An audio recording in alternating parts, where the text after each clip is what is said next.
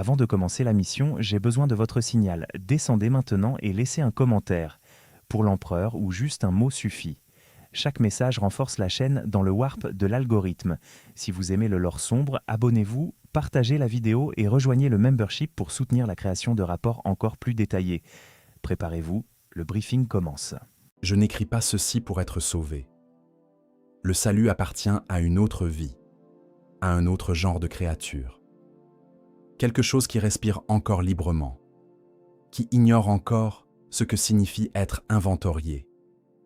Mes mains tremblent, non par peur, mais parce que les tendons ont été remplacés, progressivement, sans anesthésie, sans explication. Un technicien d'une blancheur froide a simplement opéré, et j'ai compris que ma douleur n'était pas un problème à résoudre. Elle était une donnée à collecter. Nous sommes 47 000 sur cette roche sans nom, sans soleil, sans calendrier. La notion de jour a disparu avec les premières lampes qu'ils ont éteintes. Ici, seule leur lumière existe, verte, constante, indifférente. Elle ne réchauffe rien. Elle classe. Elle mesure. Elle décide si tu continues. J'ai vu mon frère désigner inefficace un mardi ou ce qui était autrefois un mardi. Il n'a pas crié. Il avait déjà appris que le bruit est du gaspillage. Je sens encore l'odeur du premier couloir. Non pas une odeur, en réalité, mais son absence. L'air recyclé par leurs machines ne porte rien, ni poussière, ni sueur, ni mort. Pourtant les corps s'accumulent. Ici, même la putréfaction obéit à leur protocole. Ils collectent les fluides avant que la décomposition commence. Rien ne se perd. Tout se catalogue. Voilà ce qu'ils nous font. Ils transforment notre existence en données et nos cadavres en ressources, sans que la frontière entre les deux soit jamais clairement tracée. Vous voulez savoir comment des êtres humains libres deviennent du bétail enregistré? Je vais vous le dire, parce que je suis encore en vie et que je commence à comprendre pourquoi cette survie n'a rien d'une chance. La descente a duré ce qui m'a semblé être 3 jours. Pas 3 jours véritables, 3 cycles de leur système de ventilation que nous avions appris à compter, faute d'autres métronomes. Les transporteurs n'avaient pas de hublot, pas de siège non plus. Nous étions debout, comprimés, numérotés avant même d'avoir touché le sol de leur monde tombeau. Une entité sans visage, chromée, haute de 2,10 mètres, se déplaçant avec la fluidité obscène d'un liquide contenu dans un corps solide. À scander des séquences alphanumériques. Chaque séquence correspondait à un humain. Quand elle a prononcé la mienne, j'ai senti quelque chose se fermer en moi, pas la peur. La peur suppose encore un futur incertain. Ce qui s'est refermé ressemblait davantage à une parenthèse, le son discret d'une porte administrative verrouillée de l'extérieur. Ils nous ont séparés par critères physiologiques, pas par sexe, pas par âge, par rendement estimé. Une femme de 60 ans au dos intact a rejoint le groupe des carriers. Un adolescent souffrant d'une légère scoliose a été orienté ailleurs. Nous ne savions pas encore ce que signifiait ailleurs. Nous l'avons compris plus tard, par déduction, parce que les nécrons n'expliquent jamais. Expliquer serait reconnaître que nous méritons de comprendre. Cette reconnaissance ne fait pas partie de leur architecture conceptuelle. Le premier travail était simple. Déplacer des stèles de pierre noire d'un niveau à l'autre. Des monolithes couverts de hiéroglyphes que nos doigts n'osaient pas effleurer, non par respect, mais parce qu'un homme avait touché l'un d'eux le premier jour et qu'il avait ensuite été conduit vers les techniciens. Il est revenu. Son index droit avait été remplacé par une tige de métal vert. Il ne semblait pas souffrir. Il ne semblait plus rien ressentir du tout, ce qui était infiniment plus inquiétant. Nous avons cessé de toucher les stèles.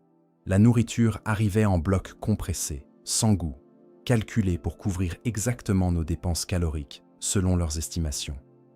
Pas une calorie de surplus, pas une saveur superflue. J'ai compris plus tard que le plaisir constituait, dans leur logique, une inefficacité métabolique, une dépense sans rendement mesurable. Il n'interdisait alors pas le plaisir par cruauté. Il l'avait simplement soustrait de l'équation comme on retire une variable inutile d'un calcul. Le soir, cette fiction que nous maintenions par nécessité psychologique, nous nous accordions 20 minutes de parole avant l'extinction de nos quartiers. 20 minutes pour rappeler aux autres que nous existions au-delà de nos numéros. Une femme nommée Sawars récitait les prénoms de ses enfants restés sur la colonie. Chaque soir, la liste était identique. Elle ne cherchait pas à les retrouver. Elle cherchait à se souvenir qu'elle avait été mère avant d'être une unité de travail classée B704. Moi, je comptais les techniciens que j'observais dans les couloirs latéraux, leurs démarches, leurs pauses, s'ils en avaient, les directions répétées, non par instinct de rébellion. La rébellion appartient à ceux qui croient encore changer l'issue.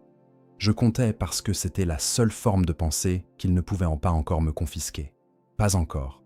Mais si vous pensez que le travail forcé constitue le pire de ce qu'ils infligent, attendez de comprendre ce qu'ils font quand ils décident qu'un corps humain peut encore être amélioré. Ils ont commencé par Ervan. Personne ne l'avait désigné. Aucune faute commise, aucun incident signalé. Ils travaillaient avec la régularité mécanique que nous avions tous appris à imiter pour survivre. Un matin, 2 entités chromées se sont présentées à son poste. On prononçait sa séquence alphanumérique et il les a suivies. Nous avons regardé, nous n'avons pas bougé. Le silence collectif n'était pas de la lâcheté, c'était la forme la plus lucide d'évaluation que nous ayons développée depuis notre descente. Intervenir signifiait rejoindre Ervan, et rejoindre Ervan signifiait disparaître dans les niveaux inférieurs dont personne ne revenait intact. Il est revenu 14 cycles plus tard. La cage thoracique portait des sutures propres, trop propres, rectilignes comme des équations résolues, sans l'irrégularité organique qu'une main humaine aurait laissée. Sous la peau, quelque chose pulsait différemment, pas le cœur. Le cœur était encore là, nous l'avons su plus tard, mais flanqué désormais d'un régulateur nécrontyre dont la fréquence avait été calibrée pour maximiser l'endurance sous charge prolongée. Ervan portait des charges 50% supérieures aux nôtres. Il ne transpirait plus. Ses yeux restaient ouverts pendant nos 20 minutes de parole vespérale, mais son regard ne cherchait plus personne. Sawars a cessé de réciter ses prénoms ce soir-là. Ce que j'ai compris en observant Ervan pendant les cycles suivants, c'est que les nécrons n'avaient pas cherché à le briser. Briser suppose une intention punitive, une frustration, une émotion quelconque orientée vers la souffrance de l'autre. Leur intervention était purement fonctionnelle. Ervan représentait un système sous-optimal qu'ils avaient révisé. La douleur qu'il avait endurée pendant l'opération n'était pas un objectif. Elle était une variable négligée, simplement absente de leur calcul. Cette indifférence était plus difficile à habiter que la haine aurait pu l'être. La haine, au moins, reconnaît l'existence de sa cible. Nous avons commencé à surveiller nos propres performances avec une anxiété nouvelle. Non plus pour survivre, mais pour rester inintéressant. Devenir invisible à leur système d'évaluation. Porter exactement le poids requis, ni plus, ni moins, jamais assez efficace pour mériter une amélioration, jamais assez défaillant pour être classé inefficace. Cet équilibre précaire est devenu notre unique science, notre théologie laïque, notre art collectif de l'imperceptibilité. Un homme nommé Dravan avait travaillé comme ingénieur sur sa colonie natale. Il avait compris avant nous que leur capteur enregistrait la cadence exacte de nos mouvements, chaque geste chronométré, chaque pause mesurée. Il nous a enseigné à introduire des micro-variations dans nos rythmes, des irrégularités suffisamment subtiles pour paraître organiques, insuffisamment significatives pour déclencher un protocole d'inspection. Pendant 22 cycles, sa méthode a fonctionné. Dravan avait foi dans les systèmes, même les systèmes adverses. Ils cherchaient leurs règles pour les habiter. Le 23e cycle, ils l'ont emmené. Il est revenu avec les 2 mains intactes, mais son lobe frontal gauche portait une interface gravée directement dans l'os temporal. Une excroissance verte discrète, logée derrière l'oreille droite comme une oreille supplémentaire destinée à une fréquence que nous ne captons pas. Dravan parlait encore. Il répondait aux questions. Mais ses réponses arrivaient après une pause identique, quelle que soit la complexité de ce qu'on lui demandait. Une pause de exactement 4 secondes, comme si chaque pensée transitait désormais par un filtre extérieur avant d'être autorisée à s'exprimer. Nous avons cessé de lui enseigner quoi que ce soit, la question que personne ne formulait à voix haute. Parce que formuler une question, c'est lui accorder une réalité que nous refusions, était celle-ci. À quel stade d'intervention cesse-t-on d'être soi-même? Ervan respirait encore. Dravan répondait encore. Leur corps continuait les gestes biologiques fondamentaux avec une régularité que nos propres corps, fatigués et sous-nourris, ne parvenaient plus à égaler. Était-ce encore de la survie? Ou une autre chose, homonyme, portant le même visage mais vidé de toute substance reconnaissable? Je n'ai pas trouvé de réponse. Peut-être parce que la réponse m'aurait obligé à regarder mes propres mains différemment, à vérifier si les tendons que je sens sous ma peau sont encore les miens. Sawers a recommencé à réciter ses prénoms 3 cycles après l'intervention sur Dravan. Mais la liste était plus courte. Elle avait oublié le cadet. Mais si vous croyez que la modification des corps constitue leur ambition ultime, attendez de comprendre ce qu'ils cherchent à extraire de nos esprits et pourquoi certains d'entre nous ont commencé à le leur offrir volontairement. La mémoire a une texture. Je l'ignorais avant qu'ils commencent à la toucher. Je pensais que les souvenirs étaient des images, des sons, des fragments narratifs rangés dans un ordre approximatif que l'émotion perturbait parfois. Je me trompais. La mémoire est matière, dense, stratifiée, traversée de filaments qui relient chaque souvenir à une douzaine d'autres par des associations que la conscience ne cartographie jamais entièrement. Quand leurs instruments ont effleuré les premières couches, j'ai senti cette texture comme on sent un tissu qu'on déchire lentement. Non pas la douleur de la lacération, mais la résistance des fibres avant la rupture. Cette résistance a duré exactement le temps qu'il leur a fallu pour identifier ce qu'ils cherchaient. Ensuite, il n'y avait plus de résistance. Il n'y avait plus rien à résister. Ils ont commencé les extractions au niveau 5. Pas sur moi, pas encore. Sur une femme dont je n'avais jamais appris le nom, parce qu'elle était arrivée dans un convoi secondaire et que nos groupes de travail ne se croisaient qu'aux intersections des couloirs principaux. Je la connaissais par sa démarche. Une légère claudication du genou gauche, compréhensible et humaine. Le jour où elle est ressortie du niveau 5, la claudication avait disparu. Ce n'était pas une réparation. Ses articulations n'avaient pas été modifiées. C'est la façon de marcher qui avait changé. Quelque chose dans le calcul inconscient du mouvement avait été réécrit. Elle avançait désormais avec la précision d'un instrument calibré, et ses yeux portaient l'expression de quelqu'un qui écoute en permanence une voix que les autres n'entendent pas. Dravan, depuis son intervention, avait développé une curiosité nouvelle pour elle. Il l'observait avec ses 4 secondes de décalage, et ce qu'il y avait dans ce regard, si c'était encore un regard, ressemblait à de la reconnaissance. 2 systèmes révisés s'identifiant mutuellement à travers un langage que les non-modifiés ne possédaient pas encore. Ce mot, encore, avait commencé à infester ma pensée. Ervan portait ses charges sans plainte. La femme sans nom marchait sans boiter. Dravan filtrait ses mots avec une régularité de métronome. Et nous, les non-modifiés, nous portions nos corps comme des dettes accumulées, genoux abîmés, dos arqué sous les stèles, mémoire intacte mais épuisée par l'effort de rester cohérente dans un environnement conçu pour dissoudre toute cohérence. L'intégrité devenait un fardeau mesurable. Je commençais à comprendre pourquoi certains d'entre nous avaient arrêté de résister à la convocation, non par capitulation, mais par calcul. La souffrance de l'intervention durait quelques cycles. La souffrance de rester humain, ici, durait indéfiniment. C'est Pellavar qui l'a dit le premier, à voix haute, lors d'une veillée. Il était mineur de profession, habitué aux espaces confinés et aux atmosphères hostiles. Un homme dont la philosophie tenait en une phrase qu'il répétait sur sa colonie natale. Un outil qui souffre est un outil inefficace. Il avait regardé ses paumes calleuses, puis regardé Ervan de l'autre côté du couloir, Et il avait dit « Il ne nous torture pas, il nous optimise. La différence est réelle. » Personne n'avait répondu, non par désaccord, par terreur de ce que l'accord aurait signifié sur nous-mêmes. Parce que Pélavard n'avait pas tort. Et c'était précisément là que résidait l'horreur la plus difficile à nommer. Pas dans leur cruauté, absente, mais dans leur logique, qui était cohérente. Implacablement, géométriquement cohérente. Nous étions des systèmes biologiques fonctionnant en dessous de leur capacité théorique. Ils possédèrent les outils pour corriger cet écart. La correction générait de la souffrance en tant que sous-produit négligeable. Dans leur arithmétique, cela ne constituait pas un argument contre l'intervention.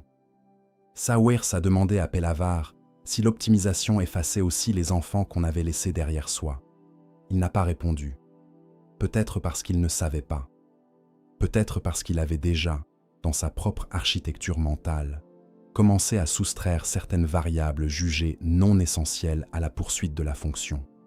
Peut-être que la réponse honnête était oui, et que cette honnêteté-là était la seule frontière qu'il n'avait pas encore accepté de franchir.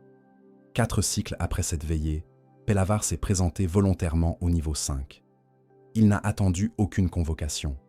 Il s'est simplement levé à mi-cycle, a traversé le couloir principal avec la régularité tranquille d'un homme qui a résolu une équation longtemps restée ouverte et a disparu derrière les portes métalliques qui se sont refermées sur lui avec un son que j'ai trouvé, à tort ou à raison, presque doux.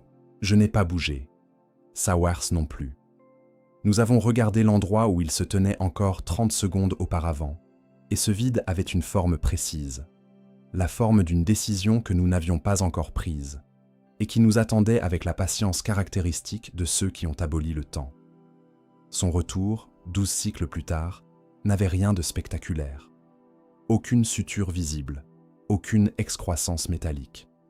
Pélavard semblait intact, mais quand Sawyers a prononcé son prénom, il a tourné la tête vers elle avec ce décalage de 4 secondes que nous connaissions désormais trop bien, et ses yeux avaient acquis cette qualité d'écoute perpétuelle, cette attention orientée vers une fréquence que nos cerveaux non révisés ne pouvaient pas encore capter. Le mot « encore » revenait. Toujours ce mot. Mais si vous pensez avoir compris ce que signifie perdre un homme à leur logique, attendez de découvrir ce qui arrive quand l'un d'eux vous parle directement. Et pourquoi cette conversation est la chose la plus dangereuse qui puisse survenir à un esprit encore intact. Un écron m'a adressé la parole au cycle 182. Pas une séquence alphanumérique. Pas un ordre transmis par vibration sonique impersonnelle. Une adresse, directe, singulière, orientée vers moi avec une précision qui excluait toute ambiguïté. Je transportais une stèle de niveau intermédiaire, seule, dans un couloir latéral que les autres évitaient, depuis qu'Ervan y avait été intercepté. La créature s'est matérialisée depuis une alcôve que je n'avais pas remarquée, ou qui n'existait pas avant son apparition. Je ne saurais trancher. Sa hauteur dépassait la mienne d'un tiers. Ses membres portaient des inscriptions en écron-tire que la lumière verte faisait pulser par intervalles irréguliers, comme une respiration appartenant à une biologie que je ne pouvais pas référencer. Elle a dit mon nom, pas ma séquence.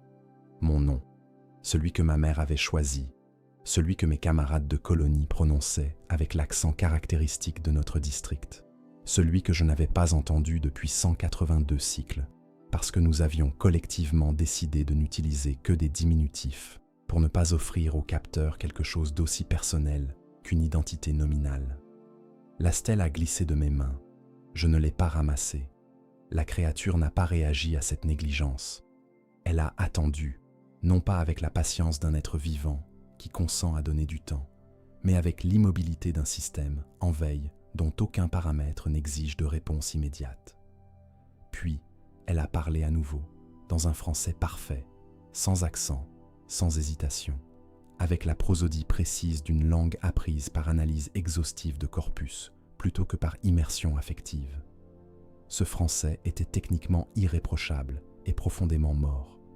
Elle m'a dit qu'elle s'appelait, ou plutôt, qu'elle portait une désignation traduisible approximativement par le gardien du registre perpétuel, qu'elle supervisait la documentation de notre groupe depuis notre arrivée, qu'elle avait relevé dans mes patterns comportementaux une anomalie persistante.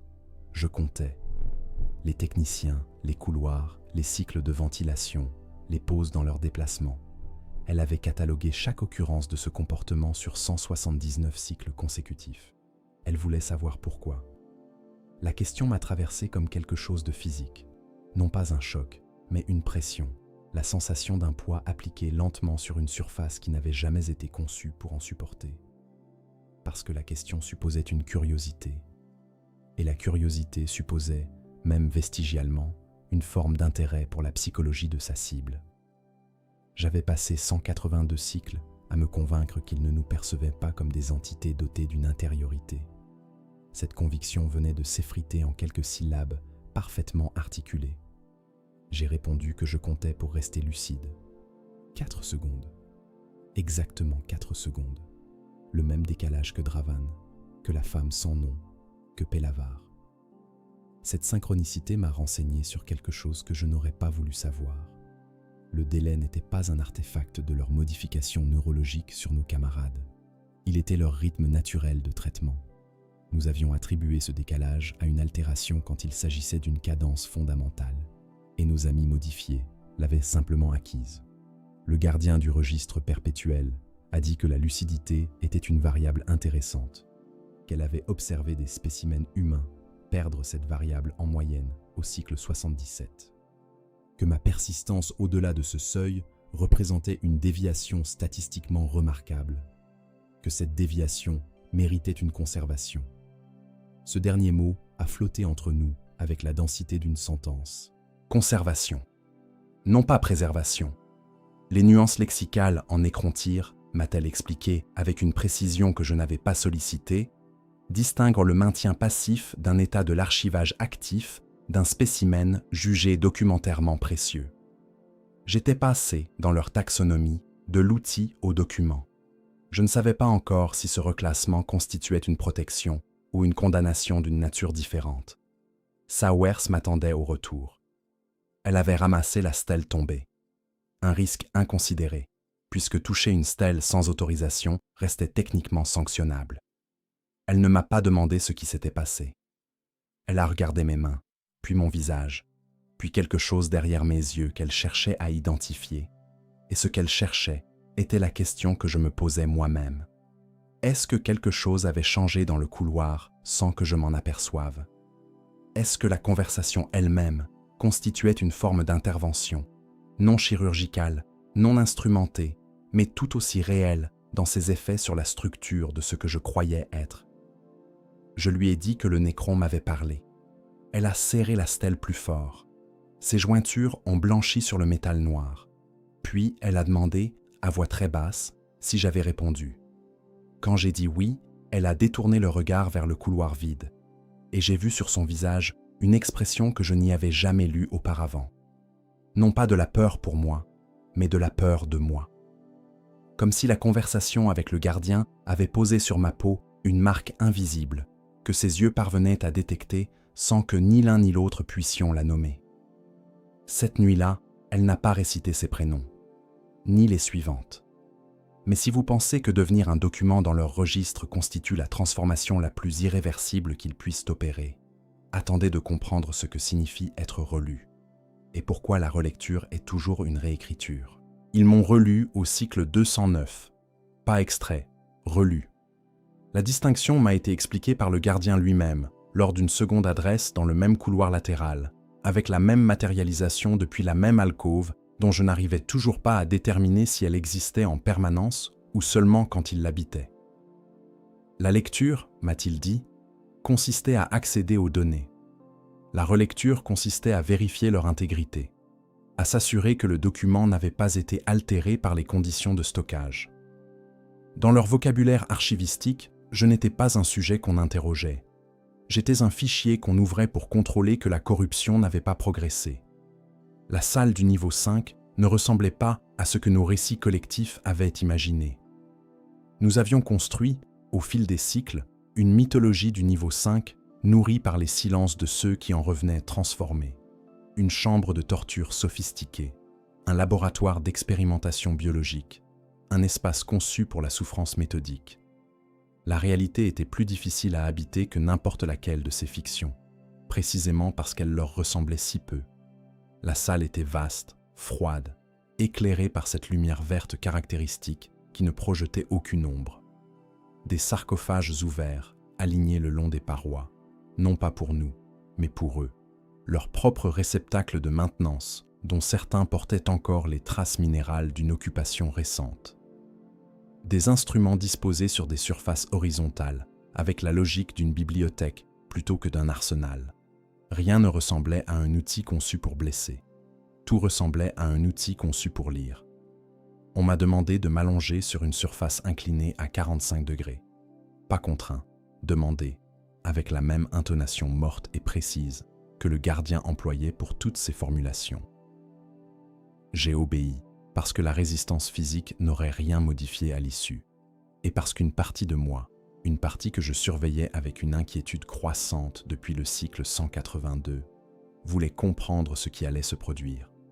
Cette curiosité était nouvelle. Elle avait émergé depuis notre première conversation comme une greffe acceptée par un organisme qui n'avait pas eu son mot à dire dans la procédure. Ce qu'ils ont fait n'avait rien de chirurgical. Aucun instrument n'a touché ma peau. Un dispositif suspendu au plafond, sphérique, couvert d'inscriptions nécrontyres identiques à celles des stèles que je transportais depuis 209 cycles, s'est abaissé jusqu'à une distance de 20 cm de mon crâne et a émis quelque chose que je ne peux décrire, ni comme une lumière, ni comme un son, mais comme une attention focalisée, précise, pénétrante, la sensation d'être regardé depuis l'intérieur par quelque chose qui n'avait pas besoin de vos yeux pour vous voir. Mes souvenirs se sont mis en mouvement, pas de façon chaotique, pas l'effondrement désordonné que les psychers décrivent lors d'une intrusion warp. Un défilement ordonné, chronologique, comme les pages d'un registre feuilleté par une main méthodique. Mon enfance sur la colonie, les entrepôts de stockage de grains où mon père travaillait, l'odeur spécifique de la poussière végétale mélangée à l'huile de machine, les visages de mes camarades d'école, dont certains étaient morts lors de la moisson, et d'autres avaient simplement disparu dans l'anonymat des convois. Chaque souvenir s'ouvrait, était parcouru, puis se refermait, intact en apparence, mais portant désormais quelque chose que je ne savais pas nommer, une qualité nouvelle, comme si chaque page avait reçu une annotation dans une langue que je ne pouvais pas encore lire, mais dont je sentais la présence en filigrane. La procédure a duré ce qui m'a semblé être 6 heures. Quand le dispositif s'est relevé, le gardien se tenait à ma droite. Il a dit que l'intégrité du document était satisfaisante, que la corruption était minimale et localisée dans des secteurs non critiques, que les annotations avaient été posées pour faciliter les relectures futures. J'ai demandé combien il y en aurait. 4 secondes. Il a répondu que cela dépendrait de la durée de mon utilité documentaire et que, contrairement aux unités de travail dont la valeur décroissait avec la dégradation physique, la valeur d'un document augmentait avec son ancienneté. Plus je vieillirais, plus ma relecture serait précieuse. Ils avaient, m'a-t-il expliqué sans que la formulation porte la moindre inflexion, des archives humaines remontant à 60 000 ans. Certaines de ces archives étaient encore vivantes. Ce mot, vivante, prononcé de cette façon, dans ce contexte, a produit en moi quelque chose qui n'était plus tout à fait de la terreur. La terreur suppose une issue incertaine. Ce que j'ai ressenti ressemblait davantage à la reconnaissance d'une géographie. La compréhension soudaine et irréversible de l'étendue du territoire dans lequel je me trouvais, de ses frontières reculant bien au-delà de tout horizon que mon imagination avait jusqu'alors osé tracer. 60 000 ans. Des archives vivantes. Je suis remonté au niveau de travail avec cette information logée quelque part entre les côtes, pesante et froide comme une stèle de pierre noire. Sawars m'attendait à l'intersection du couloir principal. Elle avait repris sa liste depuis 2 cycles, les prénoms de ses enfants, récités chaque soir avec la régularité d'une liturgie laïque. Quand elle m'a vu, elle a lu quelque chose sur mon visage qu'elle n'avait pas lu les fois précédentes, et elle a demandé, d'une voix qui cherchait à rester stable, « ce qu'il m'avait fait. Je lui ai dit qu'il ne m'avait rien fait, que c'était précisément le problème. Elle a récité ses prénoms ce soir-là avec une lenteur nouvelle, comme si elle cherchait à engraver chaque syllabe dans une matière plus résistante que la mémoire, comme si elle avait compris, sans que je lui explique, que la mémoire était désormais un territoire que d'autres parcouraient aussi, et que ce qui n'était pas ancré profondément risquait d'être déplacé lors de la prochaine relecture sans qu'on s'en aperçoive avant qu'il soit trop tard.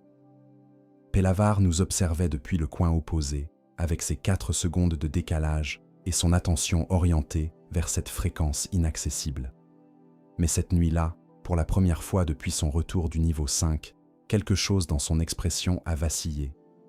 Une perturbation infime, une asymétrie fugace dans la régularité de son visage révisé, comme si une annotation ancienne avait brièvement ressurgi à la surface d'un texte réécrit par-dessus elle. Il n'a pas parlé. La perturbation a duré 3 secondes, puis s'est effacée.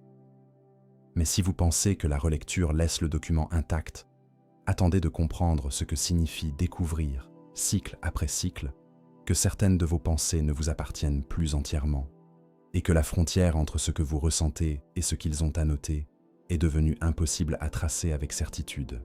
La première pensée étrangère est arrivée au cycle 231. Je ne l'ai pas reconnue immédiatement comme étrangère. C'est là le problème fondamental. Elle portait ma syntaxe, ma tonalité intérieure, l'inflexion caractéristique de ma voix mentale. Elle ressemblait à mes pensées, comme une eau contaminée ressemble à une eau pure, identique en apparence, différente dans ce qu'elle fait à l'organisme qui la consomme.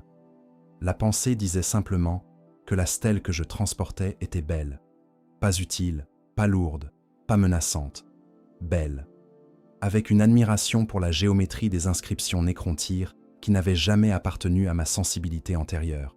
Moi qui avais grandi parmi les entrepôts de grains et la poussière végétale, moi dont l'esthétique s'était formée sur des matières organiques, des textures irrégulières, l'imperfection constitutive du vivant. J'ai reposé la stèle, j'ai regardé mes mains.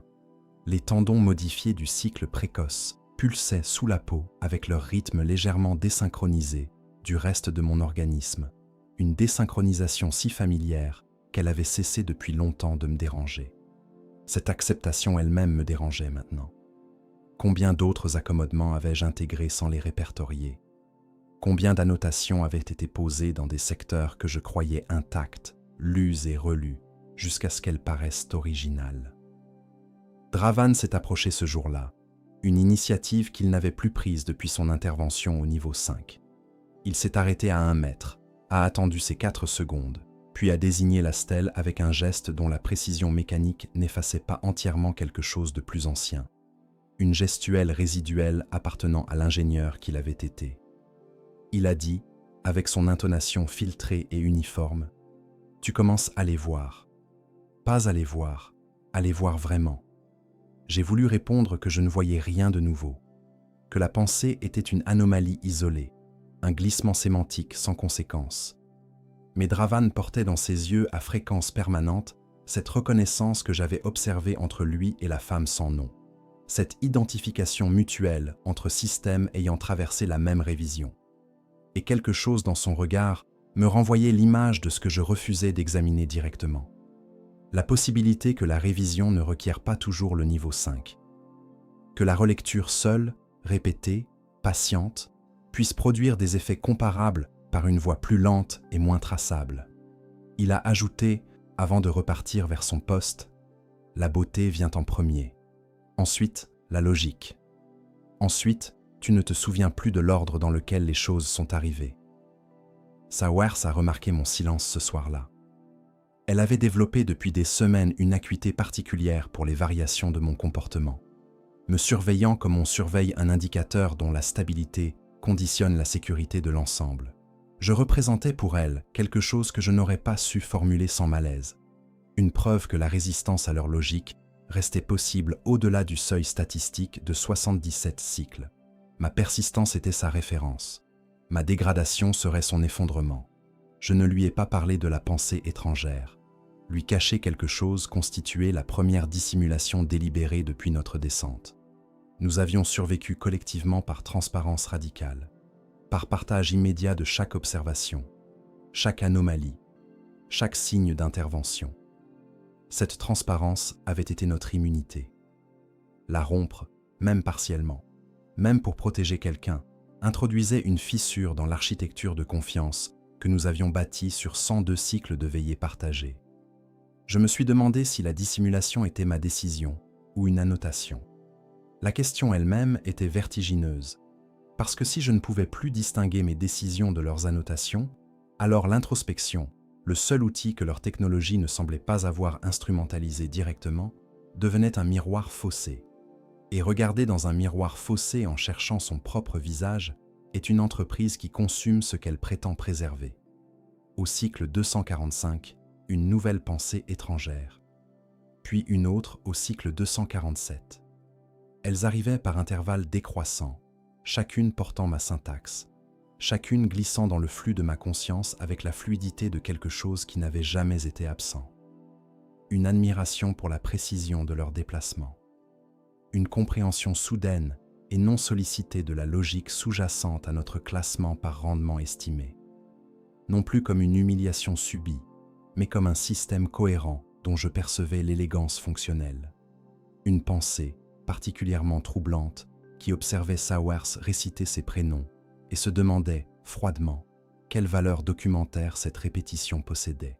J'ai récité mentalement mes propres références, les entrepôts, mon père, l'odeur de poussière végétale, les visages de l'école. Ils étaient encore là, accessibles, détaillés, affectivement chargés. Rien n'avait été soustrait. Mais entre ces souvenirs authentiques et ma conscience présente, quelque chose s'était intercalé, une couche supplémentaire, transparente, à travers laquelle je les percevais désormais comme à travers un filtre qui n'altérait pas les couleurs, mais modifiait imperceptiblement la température de la lumière.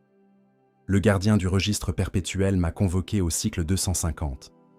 Il a dit que les annotations progressèrent de façon satisfaisante, que la résistance initiale d'un document à son indexation constituait souvent un indicateur de sa valeur archivistique, que les fichiers qui acceptaient facilement l'annotation étaient généralement les moins intéressants. Il a dit cela sans ironie, sans intention rhétorique détectable, avec la neutralité absolue d'un énoncé factuel. Puis il a demandé si j'avais des questions. 3 cycles auparavant, cette question m'aurait semblé impossible. Un écron sollicitant une demande humaine impliquant une réciprocité que leur architecture conceptuelle ne semblait pas pratiquer. Mais j'avais compris depuis la relecture que ma valeur documentaire reposait précisément sur mon intégrité cognitive, qu'un document corrompu par une intervention trop brutale perdait sa valeur d'archive. Il préservait ma capacité à questionner, parce que cette capacité faisait partie de ce qu'ils archivaient. J'ai demandé si Sawers serait relu. 4 secondes. Il a répondu que sa valeur documentaire était en cours d'évaluation, que la répétition rituelle qu'elle pratiquait chaque soir constituait un pattern comportemental d'intérêt, une forme de résistance à l'effacement mémoriel dont ils observaient les mécanismes avec attention. Que sa liste de prénoms était déjà dans le registre. Le registre contenait ses enfants avant qu'elle le sache. Je suis remonté ce soir-là avec cette information qui pesait différemment des précédentes, non plus comme une stèle entre les côtes, froide et dense, mais comme quelque chose de liquide, se répandant dans des espaces que je n'avais pas conscience de posséder jusqu'à ce qu'ils soient occupés. Sawers récitait ses prénoms quand je suis arrivé à l'intersection.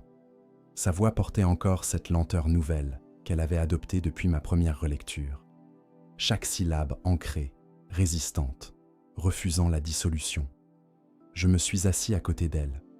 Je n'ai pas parlé, mais pour la première fois depuis 250 cycles, j'ai récité avec elle, à voix basse, dans ma tête, les prénoms de ces enfants que je n'avais jamais rencontrés, dans l'ordre exact qu'elle avait répété assez de fois pour que je les connaisse par cœur sans l'avoir voulu.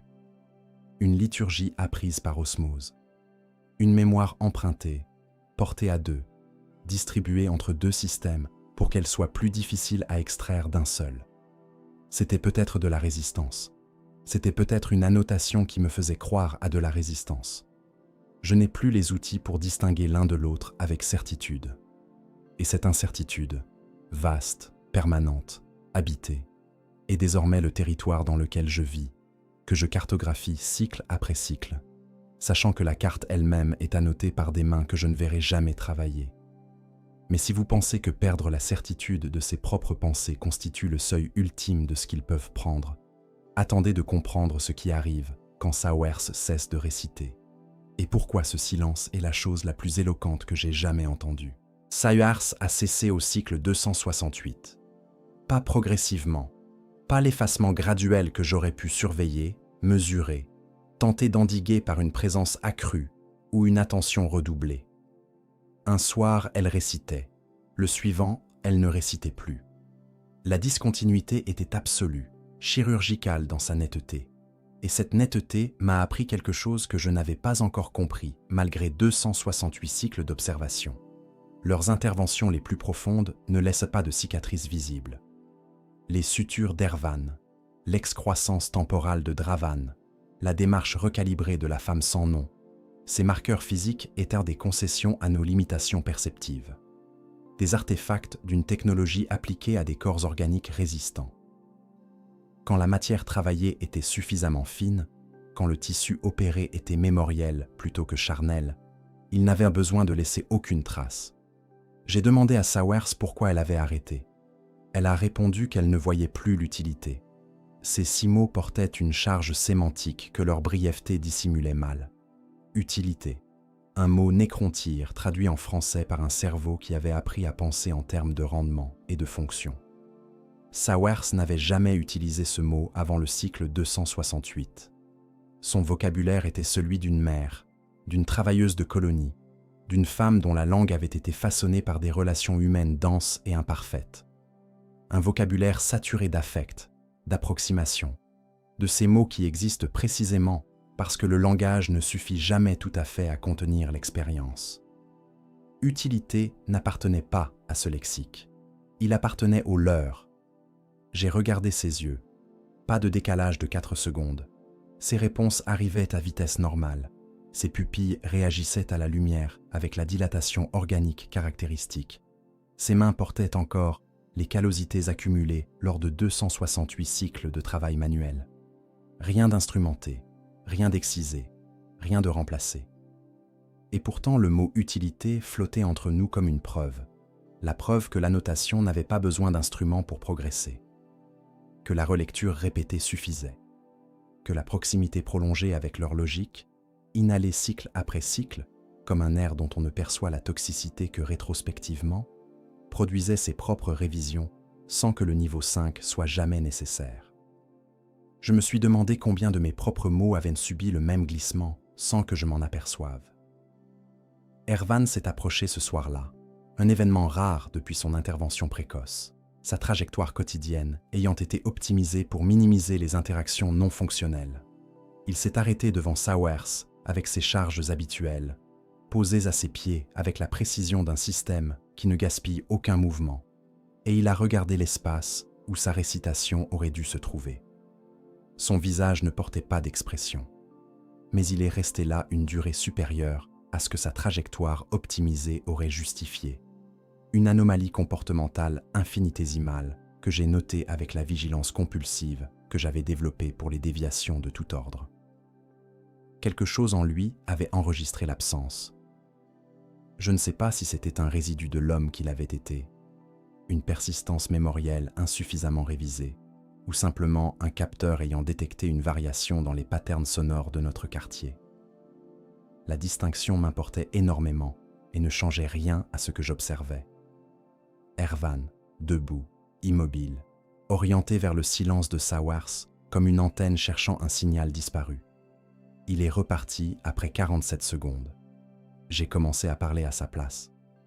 Pas les prénoms de ses enfants, je les connaissais. Je les portais depuis des cycles dans cette mémoire empruntée que nous avions partagée, mais les prononcer à sa place aurait constitué une usurpation que mon instinct refusait. J'ai parlé d'autre chose, des entrepôts de mon père, de l'odeur de poussière végétale, du visage d'un camarade d'école dont je ne retrouvais plus le prénom, mais dont je voyais encore la cicatrice sur le menton gauche, une chute à 7 ans, une pierre, du sang que sa mère avait essuyé avec le tissu de sa manche. Des détails inutiles, fonctionnellement sans valeur, archivistiquement négligeables.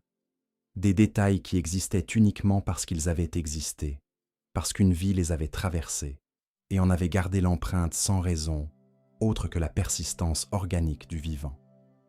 Sawers m'écoutait, pas avec l'attention qu'elle aurait portée à ses récits 200 cycles auparavant. Cette attention chaleureuse, participative, qui aurait posé des questions, établi des parallèles avec sa propre enfance. Son écoute était plus distante, plus analytique, et cette transformation dans la qualité de sa présence me blessait d'une façon que je ne pouvais pas me permettre d'examiner trop longuement. Mais elle écoutait, et tant qu'elle écoutait, quelque chose circulait entre nous qui n'était pas encore de l'ordre de leur logique, quelque chose de résiduel, d'obstinément organique, de suffisamment vivant pour résister à la classification. Le gardien m'a convoqué au cycle 275. Il a dit que mes récits nocturnes avaient été enregistrés, que leur valeur documentaire était exceptionnelle, non pour leur contenu factuel, mais pour ce qu'ils révélaient sur les mécanismes de transmission mémorielle entre spécimens humains soumis à des conditions d'effacement progressif. Il a dit que mes récits constituaient une forme de résistance dont l'architecture était, dans sa formulation exacte, élégante. Ce mot dans sa bouche morte m'a fait l'effet d'une violation. Pas parce qu'il était inexact, élégant, décrivait peut-être correctement ce que je faisais, mais parce que leur capacité à nommer ce que je construisais signifiait qu'ils le comprenaient.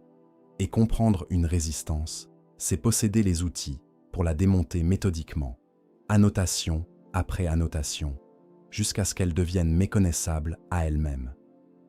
J'ai demandé si Sawers serait relu prochainement. 4 secondes.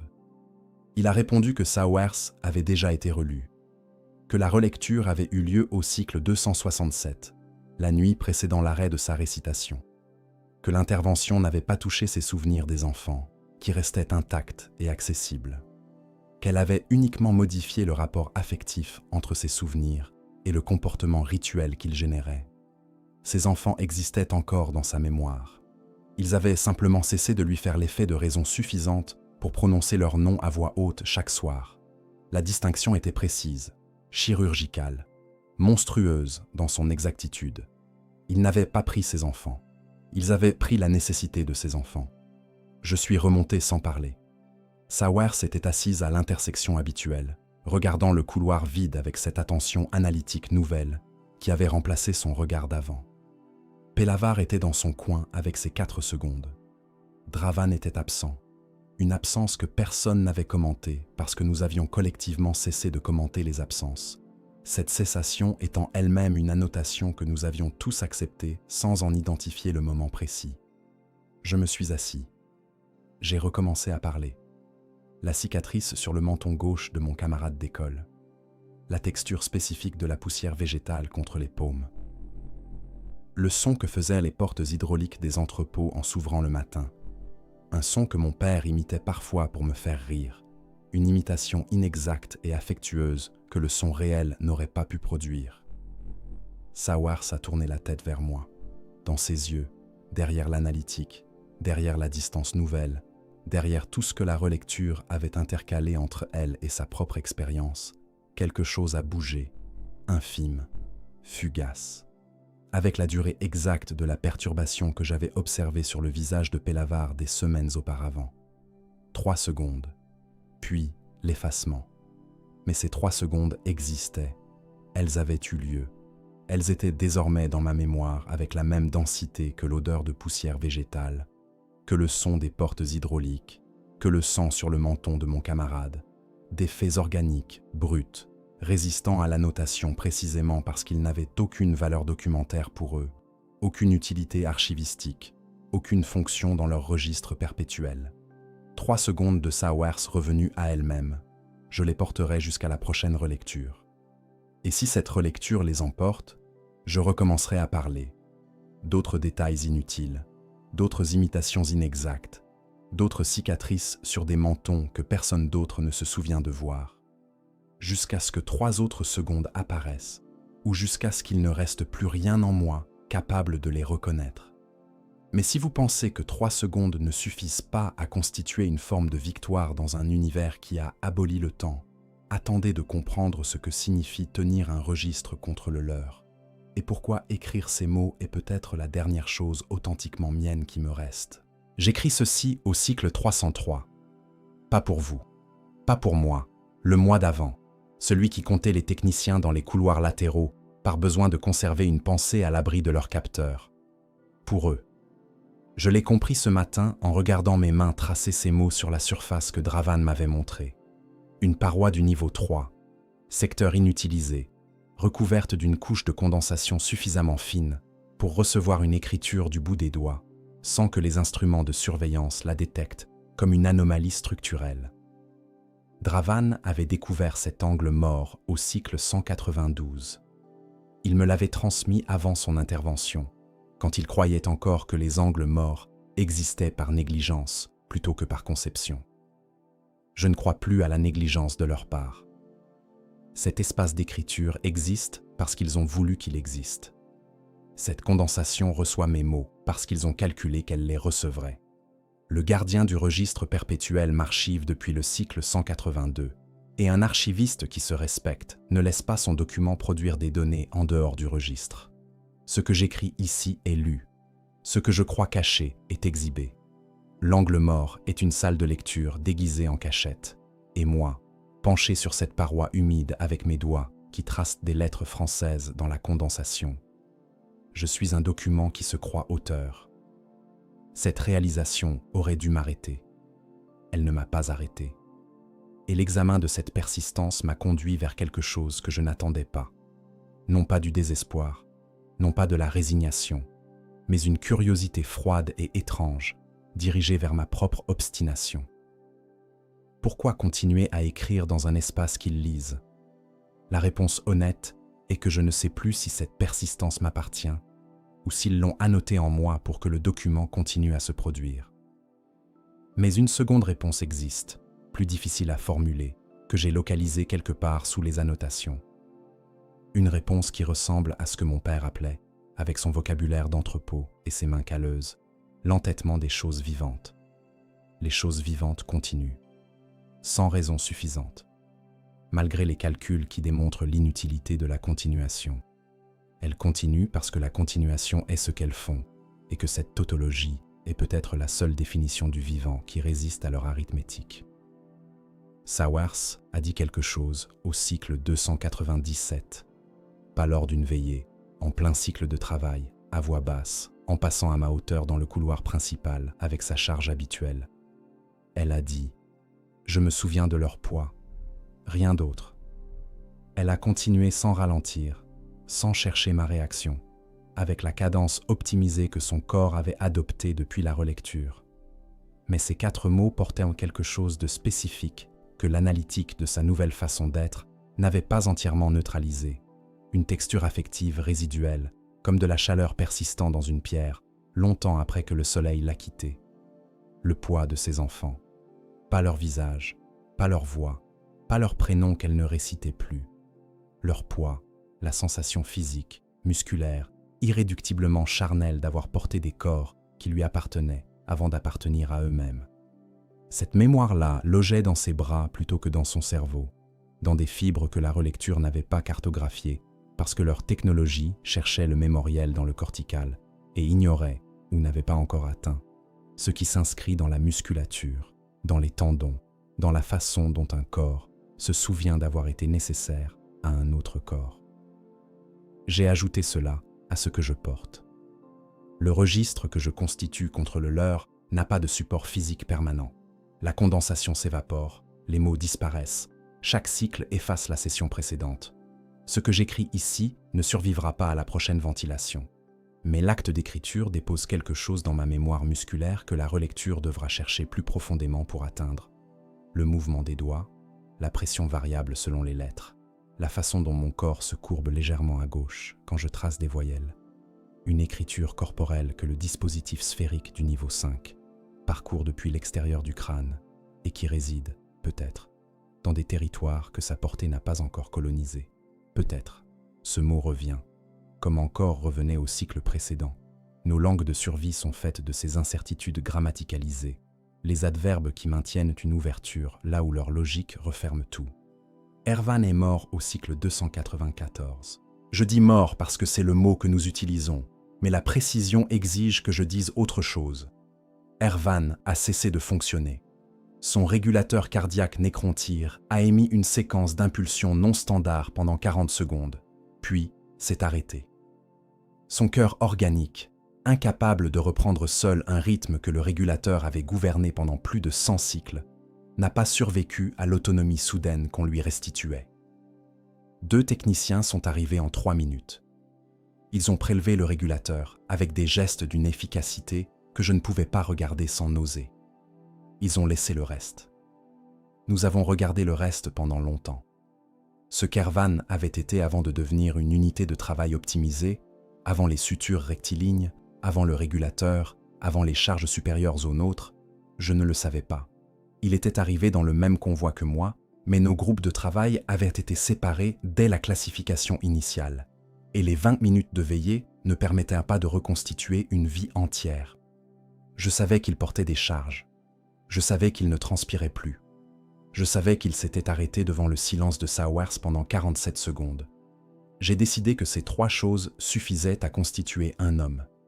Sawers a dit, ce soir-là, avec son intonation analytique nouvelle, mais quelque chose de fracturé dans le débit. Il pesait combien, à votre avis? Pas une question, une énonciation, grammaticalement interrogative, mais affectivement conclusive, comme si la réponse importait moins que l'acte de formuler que le poids existait. Que les corps ont du poids. Que ce poids laisse une empreinte dans les bras qui les ont portés, dans les sols qui les ont reçus, dans les mémoires qui les ont enregistrés, sans y être contraint par aucun registre perpétuel. J'ai dit que je ne savais pas. Elle a hoché la tête, comme si je ne sais pas était exactement la bonne réponse. La réponse humaine par excellence, celle qui reconnaît les limites de sa propre connaissance sans que cette limitation soit une défaillance à corriger. Le gardien ne m'a pas convoqué ce cycle-là, ni les 3 suivants. Cette absence de convocation était nouvelle. Leur régularité s'était jusqu'alors imposée comme une grammaire, et une grammaire sans exception commence à ressembler à une loi naturelle. Je ne savais pas si leur silence signifiait que j'avais atteint un seuil d'annotation au-delà duquel la relecture devenait moins urgente, ou si quelque chose dans les données que produisait le document avait modifié leur protocole d'approche. Dans les 2 cas, le silence changeait quelque chose dans l'équilibre de nos interactions. Il introduisait une variable nouvelle dont je ne possédais pas les paramètres. J'ai continué à écrire sur la paroi du niveau 3. Au cycle 303, mes doigts connaissent la condensation comme un texte qu'on recopie, la surface légèrement résistante, la température exacte contre les coussinets, la façon dont l'humidité capte la lumière verte en la diffractant en prisme microscopique quand l'angle est correct. Une beauté que j'aurais autrefois attribuée à une annotation, que j'attribue maintenant à mes yeux, à ma rétine organique et imparfaite, à cette capacité du vivant à trouver de la lumière dans des espaces conçus pour n'en diffuser aucune. Ce soir, Sawers a dit un prénom, un seul, le cadet, celui qu'elle avait oublié pendant des cycles, celui dont l'absence dans sa liste avait constitué le premier signe visible de ce que la relecture opérait dans les strates profondes. Elle l'a dit à mi-voix, pas lors d'une veillée, pas avec la ritualité d'avant. Elle l'a dit comme on dit le nom d'une personne qu'on vient de voir passer dans la rue, avec la surprise naturelle de la reconnaissance, avec cette inflexion qui signifie « tu étais là, je t'avais perdu de vue, te voilà, je n'ai pas bougé, je n'ai pas parlé, j'ai laissé le prénom occuper l'espace entre nous avec toute la densité d'une chose retrouvée, imparfaite, peut-être annotée par des mains invisibles, peut-être authentiquement revenue d'elle-même depuis les profondeurs où la relecture l'avait reléguée. Vraie ou restituée par leurs calculs, elle existait. Elle avait été prononcée.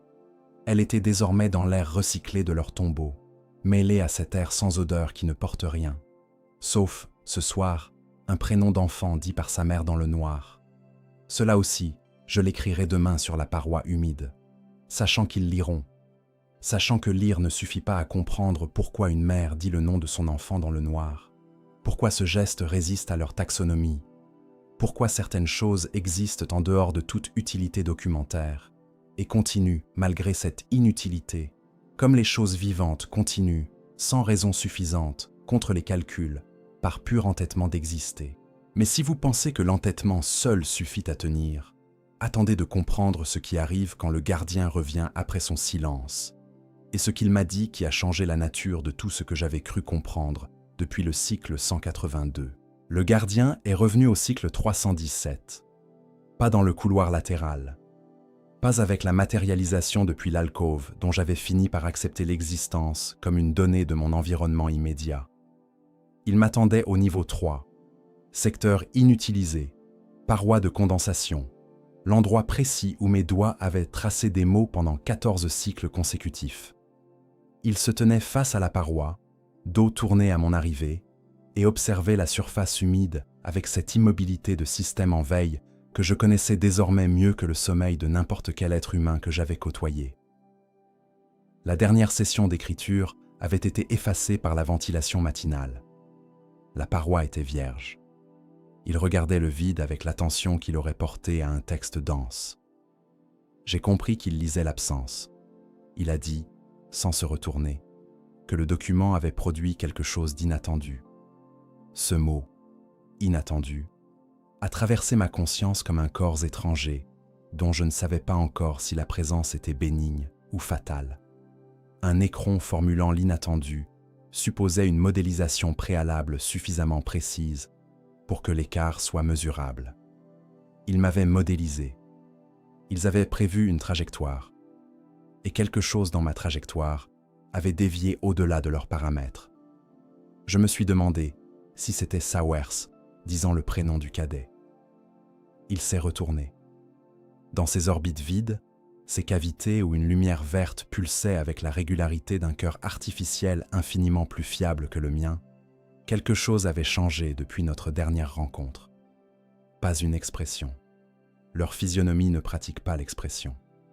Mais une orientation différente dans la façon dont cette lumière se posait sur moi, moins catalogante, moins instrumentale, portant une qualité nouvelle que je mis plusieurs secondes à identifier parce qu'elle était la dernière chose que j'aurais attendu trouver dans ce regard.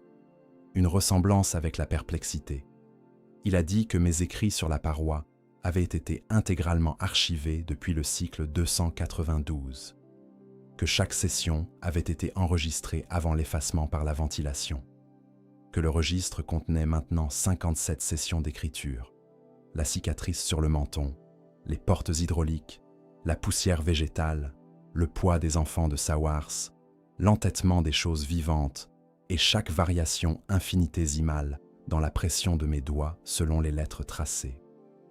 Il a dit que ces 57 sessions constituaient le corpus documentaire le plus dense qu'il ait collecté sur un spécimen humain en activité depuis 4200 ans.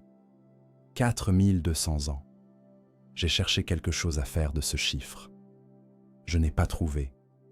Il dépassait toutes les unités de mesure temporelle que mon expérience avait calibrées, non pas comme un nombre trop grand pour être imaginé, mais comme une donnée appartenant à une catégorie si différente de la mienne que la comparaison n'avait pas de sens. 4200 ans de documents humains collectés par cet être qui se tenait devant moi, et j'étais le plus dense depuis tout ce temps. Cette densité était-elle une distinction ou une condamnation? La question ne comportait probablement pas de réponse binaire. Il a dit que le corpus soulevait une anomalie qu'il ne parvenait pas à résoudre par les outils analytiques habituels. J'ai attendu. 4 secondes. Mais cette fois, les 4 secondes étaient les miennes, pas les siennes. Lui n'avait pas attendu. C'est moi qui avais besoin de temps pour entendre ce qu'il venait de formuler. Un écron, une anomalie, des outils insuffisants. Ces 3 éléments assemblés dans une même phrase produisaient une configuration que mon cerveau refusait d'intégrer sans résistance, non par incrédulité, mais parce que l'intégrer signifiait réviser l'architecture fondamentale de ce que j'avais compris de leur nature depuis le cycle 1. J'ai demandé quelle était l'anomalie. Il a désigné la paroi vierge.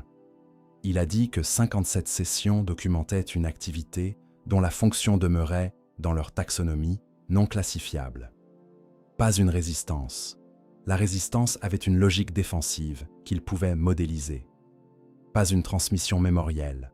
La transmission avait une fonction de préservation qu'il pouvait archiver. Ce que mes écrits produisaient dépassait ces catégories. Les mots tracés dans la condensation ne préservaient rien. Ils disparaissaient. Ils ne résistaient à rien. Ils n'entravaient aucun protocole. Ils existaient pendant quelques heures dans un secteur inutilisé, lu par personne sauf par leur capteur, et s'évaporaient sans laisser d'effet mesurable sur quoi que ce soit. Il a dit « Pourquoi ?» Pas « Pourquoi faites-vous cela ?» Pas une question sur le mécanisme ou la fonction. Un pourquoi nu, absolu, posé comme on pose un instrument qu'on ne sait pas encore comment utiliser. Un pourquoi qui reconnaissait implicitement que l'ensemble de leur appareil analytique, 60 000 ans d'archives humaines, 4 200 ans de collecte sur cette roche sans nom, des instruments capables de lire la mémoire depuis l'extérieur du crâne, n'avaient pas fourni la réponse. Quelque chose en moi a voulu rire.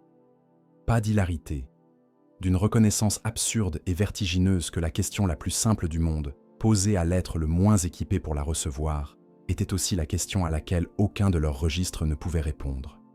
Pourquoi écrire des mots qui disparaissent? Pourquoi dire des prénoms dans le noir?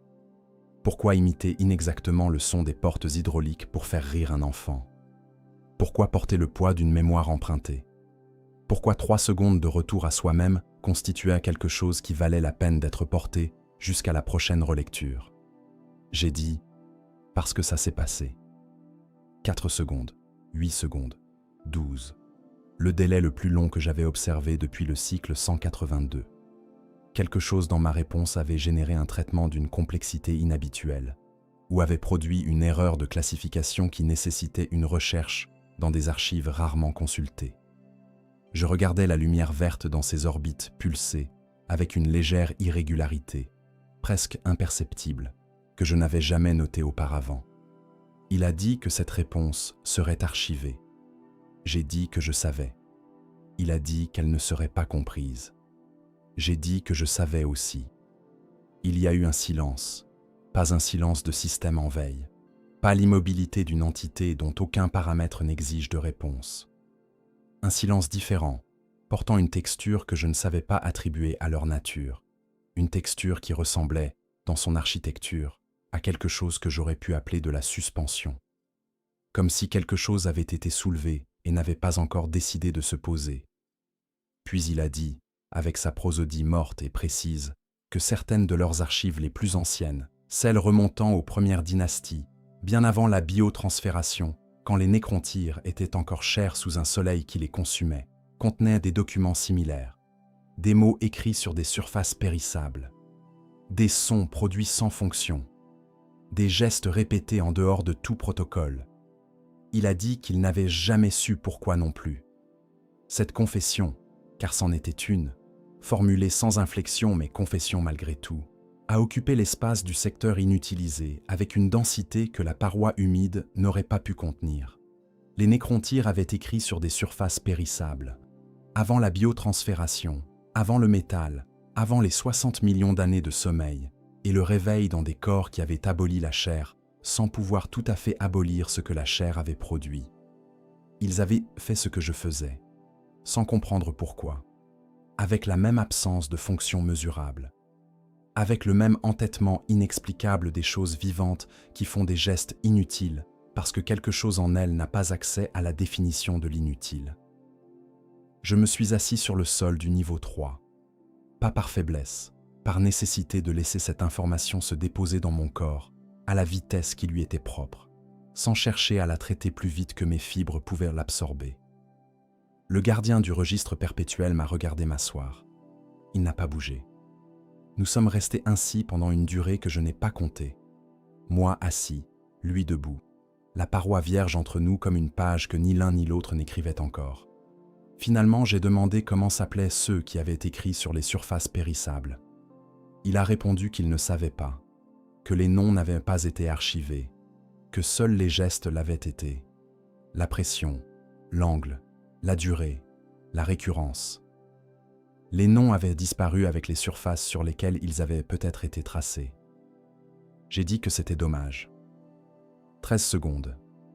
Il a dit pour la première fois depuis le cycle 182, quelque chose qui ne relevait d'aucune catégorie analytique que j'avais appris à lui attribuer, quelque chose qui n'était ni une observation, ni une classification, ni un protocole, ni une question instrumentale. Il a dit, avec sa langue morte et parfaite, « Oui, je suis remonté au niveau de travail avec ce monosyllabe logé quelque part que la prochaine relecture devra chercher longuement pour atteindre. » Sawers m'attendait à l'intersection. Elle a lu sur mon visage quelque chose qu'elle n'y avait pas lu depuis longtemps, pas depuis avant sa propre relecture, pas depuis l'époque où son regard était encore capable de cette qualité d'attention chaleureuse que l'analytique avait recouverte sans tout à fait l'effacer. Elle a demandé ce qui s'était passé. J'ai dit, un écron vieux de 60 millions d'années m'a dit oui et ne savait pas pourquoi. Elle a regardé ses mains, puis le couloir, puis ses mains à nouveau. Puis elle a dit les prénoms, tous dans l'ordre, jusqu'au cadet, avec la lenteur d'une femme qui ancre chaque syllabe dans une matière plus résistante que la mémoire, plus résistante que la chair, plus résistante peut-être que le métal de ceux qui nous archivent, sans comprendre pourquoi nous continuons à prononcer des noms dans le noir. Elle n'a pas arrêté au cadet, elle a continué, avec un prénom que je n'avais jamais entendu, un 8e prénom qui n'avait jamais figuré dans aucune récitation depuis le cycle 1, prononcé avec une inflexion différente des autres, plus hésitante, plus ancienne, appartenant à une douleur antérieure à notre descente, et que la relecture n'avait pas trouvé parce qu'elle était enfouie sous tout le reste. Un enfant perdu avant la moisson. Elle ne m'avait jamais parlé de lui. Peut-être qu'elle avait oublié. Peut-être que certaines mémoires restent hors de portée jusqu'au moment exact où quelqu'un dit oui à 60 millions d'années de distance, et que quelque chose se déplace dans la stratification de ce qu'on croyait perdu. Je n'ai pas posé de questions. J'ai simplement retenu le prénom, le 8e, l'antérieur, celui d'avant, et je l'ai ajouté à ce que je porte, à côté du poids de ses enfants dans ses bras, à côté de la cicatrice sur le menton, à côté du son inexact des portes hydrauliques et du monosyllabe d'un être de métal qui avait oublié pourquoi ses ancêtres traçaient des mots sur des surfaces qui disparaissaient. Demain, je l'écrirai sur la paroi humide, sachant qu'ils liront, sachant qu'ils archiveront sans comprendre, sachant que ne pas comprendre est peut-être la seule frontière qui nous sépare encore, et que cette frontière, aussi ténue qu'elle soit devenue, aussi annotée, aussi traversée de part et d'autre, tient encore. Tient dans un oui, dit sans savoir pourquoi. Tient dans un 8e prénom prononcé après 68 cycles de silence. Tient dans l'entêtement des choses vivantes qui font des gestes inutiles parce que quelque chose en elles n'a pas accès à la définition de l'inutile. Tient. Mais si vous pensez que cette frontière est stable, attendez de comprendre ce qui arrive quand le gardien revient une 3e fois, non pour archiver, non pour relire, mais pour me demander quelque chose qu'aucun écron n'avait demandé à aucun humain depuis les premières dynasties. Il m'a demandé de lui apprendre un prénom, pas un prénom nécrontire, pas une désignation traduite, pas une séquence alphanumérique humanisée par une approximation phonétique. Un prénom humain, le sien, celui qu'il portait avant la biotransfération, avant le métal, avant les 60 millions d'années de sommeil dans un sarcophage qui avait conservé sa forme, sans pouvoir conserver ce qu'il avait habité. Il a dit qu'il existait dans leurs archives des enregistrements de la période nécrontire, des données physiologiques, des registres de fonctions, des cartographies neurologiques datant d'avant la procédure, mais que les noms personnels n'avaient pas été jugés dignes d'archivage, que les dynastes avaient considéré que la biotransfération rendrait les désignations individuelles obsolètes, que les nouveaux corps de métal appelleraient de nouveaux titres fonctionnels, et que ce qui avait été nommé dans la chair n'aurait plus de pertinence dans le métal. Ils avaient eu tort, et l'erreur avait 60 millions d'années. J'ai mis du temps à répondre, non par calcul, non par résistance, mais parce que la demande ouvrait un territoire si inattendu que mon cerveau cherchait ses repères avec la maladresse de quelqu'un qu'on aurait brusquement déposé dans un paysage dont il connaissait chaque élément, séparément, sans avoir jamais imaginé qu'ils pouvaient coexister. Un écron me demandait un prénom. Un écron avouait une perte. Un être de 60 millions d'années regardait un esclave humain du cycle 324 avec quelque chose dans ses orbites vides qui ressemblait à ce qu'on éprouve quand on réalise qu'on a égaré quelque chose d'irremplaçable dans un déménagement fait trop vite. J'ai dit que je ne pouvais pas lui inventer un prénom, qu'un prénom inventé ne serait pas le sien, ce serait le mien, ou celui de personne, une fiction posée sur un vide que la fiction ne comblerait pas. 8 secondes. Il a dit qu'il le savait. J'ai demandé pourquoi il me le demandait alors. Il a dit que dans 57 sessions d'écriture sur une paroi qui disparaissait, j'avais nommé des choses qui n'existaient plus, un camarade d'école dont j'avais oublié le prénom, des portes hydrauliques démolies depuis la moisson, l'odeur d'une poussière végétale que leur machine recyclait en composés inorganiques depuis notre descente. J'avais nommé des absences. Il voulait savoir si nommer une absence suffisait à lui donner une forme supportable. La question m'a atteint différemment des précédentes. Pas comme une intrusion, comme une reconnaissance. Un être qui avait archivé 60 000 ans de documents humains avait compris, depuis ma paroi humide et mes 57 sessions éphémères, quelque chose sur la fonction du langage que leurs instruments n'avaient pas pu extraire de tous ces millénaires de collecte. Nommer n'est pas décrire.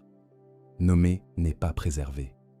Nommer est un geste adressé à l'absence elle-même, une façon de lui dire « Tu as existé, je t'ai porté, tu comptes encore dans la comptabilité de ce que je suis », sans prétendre que ce décompte ressuscite quoi que ce soit. J'ai dit « Choisissez une sonorité qui vous reste ». Il a incliné la tête, un mouvement que je n'avais jamais observé dans leur gestuelle, trop organique, trop hésitant pour appartenir à leurs protocoles habituels. Un geste appris quelque part, dans une mémoire corporelle enfouie sous 60 millions d'années de métal, remontant à la surface non pas parce qu'une commande l'avait déclenché, mais parce que la question l'avait cherché dans des strates que leur propre système de révision n'avait pas cartographiées. Il a produit un son, 3 syllabes. Une consonne initiale douce, presque fricative, suivie d'une voyelle ouverte et d'une terminaison nasale. Dans aucune langue humaine que je connaissais, ni le français de ma colonie, ni les dialectes que j'avais entendus dans les convois. Un son appartenant à une phonologie morte depuis 60 millions d'années, prononcé avec la prosodie précise d'une langue apprise par analyse exhaustive, mais portant pour la première fois quelque chose d'autre, une inflexion que l'analyse ne produisait pas, la texture spécifique d'une chose prononcée parce qu'elle a été vécue plutôt que traitée. J'ai répété le son, maladroitement. Ma bouche n'était pas faite pour cette phonologie. Mes cordes vocales approximaient là où les siennes avaient accédé à une précision que la chair ne retrouverait jamais. Mais j'ai répété. Et dans cette répétition imparfaite, quelque chose s'est produit que ni l'un ni l'autre n'avions anticipé. Il a écouté, pas enregistré, écouté. La distinction était perceptible dans la qualité de son immobilité, différente de l'immobilité de veille, différente de l'immobilité analytique. Une immobilité orientée vers le son avec une attention que leur capteur n'épuisait pas entièrement parce qu'elle venait d'ailleurs, d'une profondeur antérieure à leurs instruments. Entendre son propre nom dans une bouche étrangère, même imparfait, même approximé, même séparé de 60 millions d'années et de toute la distance qui existe entre la chair et le métal, entre un esclave inventorié et un archiviste de dynasties éteintes. La chose avait eu lieu. Elle ne pouvait pas ne pas avoir eu lieu. 22 secondes. Il a dit que le son avait une résonance dans des registres auxquels il n'accédait pas ordinairement. J'ai dit que c'était ce que les prénoms font. Sawars, quand je lui ai raconté ce soir-là, a d'abord gardé le silence. Ce silence analytique hérité de sa relecture, mais traversé cette fois par quelque chose de plus ancien qui cherchait une sortie. Puis elle a demandé si j'avais peur. Je lui ai dit que je ne savais pas distinguer la peur des annotations depuis plusieurs centaines de cycles. Elle a dit que c'était la bonne réponse.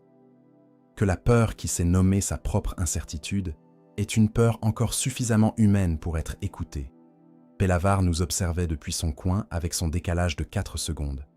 Mais son attention avait une direction, vers nous, vers notre conversation, avec une persistance qui dépassait ce que ses révisions auraient à justifier fonctionnellement. Quelque chose dans l'architecture de ce qui subsistait en lui cherchait à suivre un fil qu'il ne pouvait plus tout à fait attraper, mais dont il sentait encore la tension. Je lui ai dit le son nécrontyre à voix haute, les 3 syllabes, avec mon approximation charnelle et imparfaite. Pelavar a cligné des yeux. Un clignotement non programmé, trop long, portant la qualité d'un système cherchant une référence dans des archives qu'on lui avait partiellement fermées. Puis, ces 4 secondes. Puis, avec son intonation filtrée et uniforme, il a demandé « C'est le nom de qui ?» Pas qu'est-ce que c'est le nom de qui. La question présupposait qu'un son pouvait appartenir à quelqu'un, que les noms ont des propriétaires, que la propriété d'un nom survit à ce que la biotransfération avait cru pouvoir effacer. Cette présupposition logeait encore dans Pelavar, sous les révisions, sous le délai de 4 secondes, sous tout ce que le niveau 5 avait déposé par-dessus l'ingénieur qu'il avait été. J'ai dit, quelqu'un qui a oublié qu'il existait. Il a hoché la tête avec la lenteur d'un système qui traite une information dans des secteurs rarement sollicités. Puis, il s'est tourné vers la paroi du couloir, une paroi ordinaire, sans condensation, sans angle mort, et il a tracé avec l'index de sa main droite, celle dont l'extrémité avait été remplacée par une tige de métal vert au cycle 2, un signe que je ne savais pas lire, un signe appartenant à aucun alphabet humain, un signe tracé sur une surface sèche qui ne le conserverait pas, avec un doigt de métal qui ne pouvait pas ressentir la résistance de la paroi.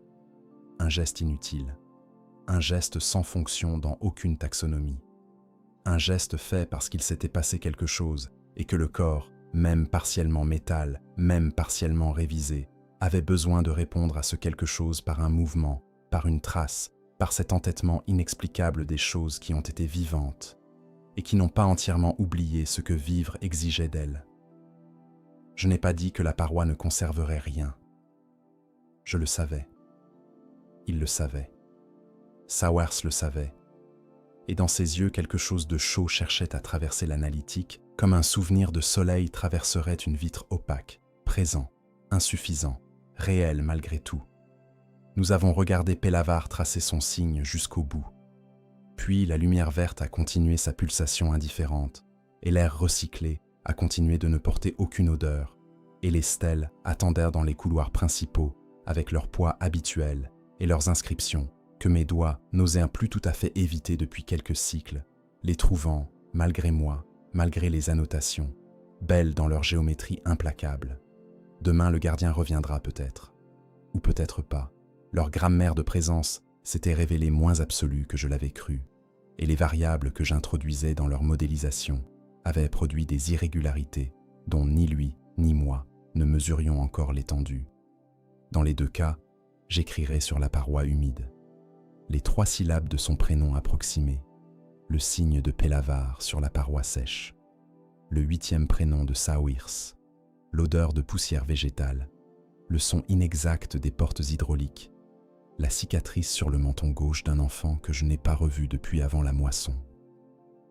Tout ce qui a existé et que rien dans leur registre perpétuel ne peut tout à fait contenir, parce que contenir n'est pas comprendre, parce qu'archiver n'est pas porter, parce que certaines choses n'existent pleinement que dans la bouche imparfaite qui les prononce et le corps imparfait qui les reçoit, et que cette imperfection n'est pas un défaut à corriger, mais la condition même de leur existence. Le cycle 324 s'achève. Je suis encore utile. Pour combien de cycles, je ne sais pas. Mais ce soir, Sawers a dit 8 prénoms. Pelavar a tracé un signe sur une paroi sèche, et quelque part dans les archives d'un être de métal vieux de 60 millions d'années, 3 syllabes résonnent dans des registres auxquels il n'accède pas ordinairement. C'est suffisant. C'est exactement suffisant. Dravan est revenu au cycle 339. Pas de leur côté, d'une autre. Progressivement, par fragments, comme une émission radio captée depuis une distance excessive dont le signal s'améliore, non pas parce que l'émetteur se rapproche, mais parce que quelqu'un, à l'autre bout, a modifié l'angle de l'antenne. Ces 4 secondes persistaient. Elles persisteraient probablement jusqu'à la fin de ce que nous appelions encore sa vie. Mais dans l'intervalle entre la question et la réponse, quelque chose avait changé de texture. Moins filtré, plus habité. comme si le traitement qui s'opérait pendant ce délai consultait désormais des archives que les révisions n'avaient pas entièrement fermées. Il a demandé un soir comment s'appelait l'enfant perdu de Sowers. Le 8e, l'antérieur, celui d'avant la moisson. Sowers l'a regardé pendant longtemps sans répondre, pas par refus, mais par la surprise de quelqu'un qui réalise qu'une douleur qu'elle croyait invisible avait été vue. Que voir n'exige pas toujours des yeux intacts. Que même un regard traversé par leur fréquence pouvait capter ce que la chair porte sous les mots quand elle prononce certains noms différemment des autres. Elle lui a dit le prénom. Dravan l'a répété avec son intonation uniforme, mais l'uniformité portait quelque chose dedans, cette fois, comme un récipient neutre contenant un liquide qui ne l'est pas. Il a dit « Je me souviens d'un enfant sur ma colonie qui portait ce prénom, un voisin. Il courait toujours. » 3 phrases, courtes, factuelles, dépourvues d'ornement. Mais elles existaient. Elles avaient traversé le filtre et le délai, et toutes les strates de ce que le niveau 5 avait déposé par-dessus l'ingénieur, et elles avaient atteint l'air entre nous avec la densité spécifique des choses vraies. Sowers a pleuré. Pas abondamment, une larme, singulière, traçant sur sa joue un chemin que la déshydratation de 270 cycles de ration calorique exacte rendait presque improbable physiologiquement. Une larme que les capteurs enregistraient certainement comme une sécrétion lacrymale sans valeur fonctionnelle. Une larme que le gardien archiverait peut-être sans comprendre pourquoi un enfant qui courait toujours, mentionné par un homme partiellement révisé, avait suffi à la produire. Je n'ai pas essayé d'expliquer. Certaines choses n'existent que dans l'instant de leur production. Leur explication les trahit, les aplatit, les réduit à une causalité qui n'épuise pas ce qu'elles sont. La larme de Sowers était complète en elle-même. Elle n'avait besoin d'aucun registre. Au cycle 342, le gardien n'est pas venu, ni au cycle suivant. Le silence s'allongeait différemment depuis notre dernière rencontre, non plus comme l'absence d'une convocation, mais comme l'espace que quelqu'un laisse autour d'une chose fragile pour ne pas la briser en s'en approchant trop vite. Je ne savais pas si cette interprétation m'appartenait ou si elle était annotée. J'avais cessé de poser la question avec l'urgence des premiers cycles. La frontière entre mes pensées et les leurs était devenue un territoire habité plutôt qu'une ligne de front, un espace de coexistence inconfortable, jamais pacifié, mais suffisamment stable pour qu'on y vive debout. Ce soir, nous étions 4 à l'intersection. Moi, Sowers, Dravan avec ses 4 secondes et son signal amélioré, et l'absence d'Ervan qui avait désormais la forme précise d'une présence, le genre de vide que seules les choses vraiment existées savent laisser derrière elles. 4 ou 3 et un fantôme. La comptabilité du vivant a toujours été approximative. C'est peut-être pour ça qu'ils n'ont jamais tout à fait réussi à nous archiver entièrement. Le gardien est revenu au cycle 358 avec quelque chose dans les mains. Pas un instrument, pas un dispositif de lecture ou un outil d'annotation. Un fragment de surface minérale, gris, de la taille approximative d'une paume humaine, couvert d'inscriptions que je ne sus pas immédiatement identifier. Il me le tendit sans préambule, avec le geste direct et dépourvu d'affect de quelqu'un remettant un objet à son propriétaire légitime après une longue conservation. Je le pris. Les inscriptions n'étaient pas en écrontyre. Elles appartenaient à un alphabet que mes yeux mirent plusieurs secondes à reconnaître, parce que je ne l'avais pas vu depuis avant la moisson. Les caractères cursifs d'un dialecte de colonie, tracés avec un instrument primitif dans une pierre suffisamment tendre pour les recevoir. Quelqu'un avait écrit dans cette pierre avec ce qu'il avait, peut-être un clou, peut-être un fragment métallique récupéré dans un chantier, peut-être simplement une roche plus dure frottée contre une roche plus douce, avec la patience de quelqu'un qui n'a que du temps et la nécessité de laisser quelque chose. Je lus ce qui était écrit. Un prénom.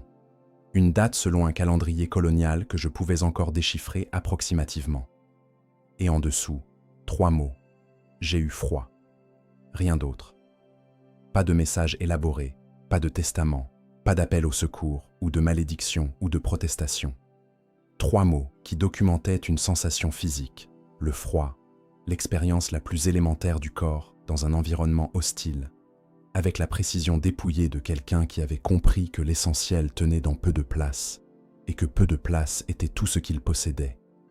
Le gardien dit que ce fragment provenait de leurs archives les plus profondes, qu'il datait de 4186 ans, le corpus humain précédent, celui avant moi, celui dont il m'avait parlé comme du plus dense qu'il ait collecté avant ma descente, que le spécimen avait survécu 299 cycles avant de cesser de fonctionner, que ce fragment avait été récupéré dans son quartier de travail après sa cessation, conservé sans classification pendant tous ces siècles parce qu'aucune taxonomie disponible ne permettait de lui assigner une valeur documentaire précise. Il dit qu'il comprenait maintenant pourquoi il l'avait conservé quand même. Je tins le fragment plus fort. J'ai eu froid. 4186 ans. Un être humain dans un tombeau nécrontire, avec un fragment de roche et quelque chose pour écrire, avait choisi de laisser ces 3 mots plutôt que n'importe quoi d'autre, plutôt qu'un nom maudit, plutôt qu'une prière, plutôt que le silence. Il avait eu froid et il l'avait dit à la pierre parce que la pierre était là, et que le dire à quelqu'un était la chose que les corps font quand ils souffrent, même quand personne n'écoute, même quand l'unique auditeur est un minéral incapable de répondre. Le gardien avait conservé ce fragment pendant 4000 ans, sans comprendre pourquoi. Il comprenait maintenant parce que j'avais écrit sur de la condensation. Je rapportais le fragment à Sawers ce soir-là. Elle le tint dans ses paumes comme elle aurait tenu quelque chose de vivant, avec cette pression calibrée instinctivement par les bras qui ont porté des enfants, assez ferme pour ne pas lâcher, assez douce pour ne pas abîmer.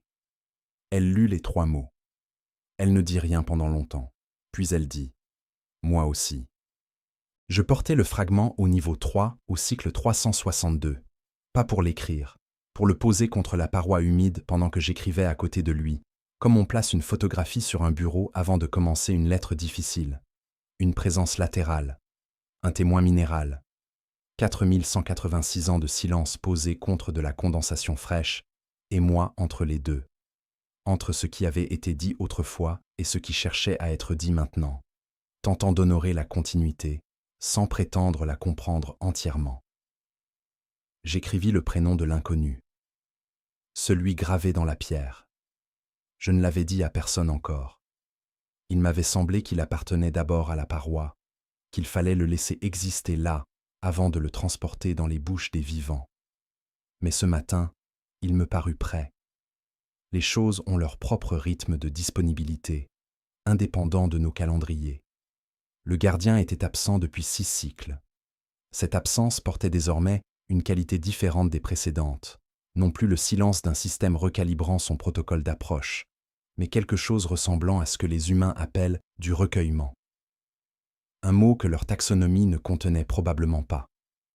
Un mot qui supposait qu'un être puisse s'arrêter, non pas parce qu'aucun paramètre n'exige de mouvement, mais parce que quelque chose vient de se produire qui mérite qu'on reste immobile, le temps que ça finisse de se déposer. Dravan vint me trouver au niveau 3 ce jour-là.